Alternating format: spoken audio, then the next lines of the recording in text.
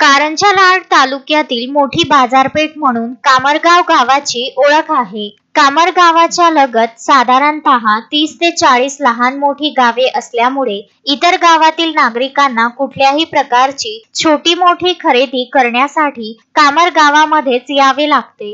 त्यामुळे कामरगाव येथील बाजारपेठेमध्ये नेहमीच गर्दी असते. मागील काही काळापासून गावामध्ये चोरीचे प्रकार, भांडण तंटे यासारख्या घटना घडत असून गुन्ह्यांची व गुन्हेगारांची संख्या वाढत चालली आहे. त्यामुळे कोणतीही घटना घडल्यास नागरिकांना या सर्व तक्रारींसाठी धनस पोलीस स्टेशन तसेच कामरगाव चौकी या ठिकाणी जावे लागते. परंतु कामरगाव चौकीवर अपुरे पोलीस बळ असल्यामुळे प्रलंबित गुन्ह्यांचे तपास करण्यामध्येच पोलिसांचा बराच वेळ जातो. त्यामुळे नागरिकांना वेळेवर पोलिसांची मदत मिळत नाही. गेल्या काही वर्षापासून कामरगाव तसेच गावालगत असलेली लहान मोठी गावे यांची लोकसंख्या लक्षात घेता कामरगाव येथे स्वतंत्र पोलीस स्टेशन व्हावे अशी मागणी मागील काही वर्षापासून कामरगाव येथील नागरिक करीत आहे. मागील काळात तसा प्रस्ताव देखील पाठविण्यात आला आहे, परंतु त्या प्रस्तावाचे पुढे काय झाले हे अद्याप समजले नाही.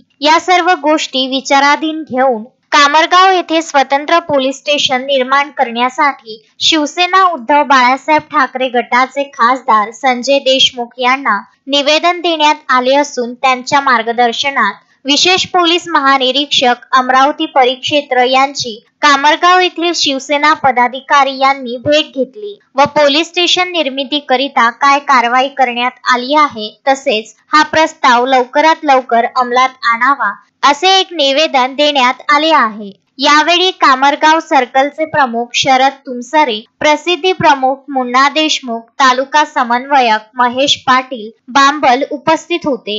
विदर्भ न्यूज करिता कामरगाव येथून अक्षय लोटेसह सागर घोडे.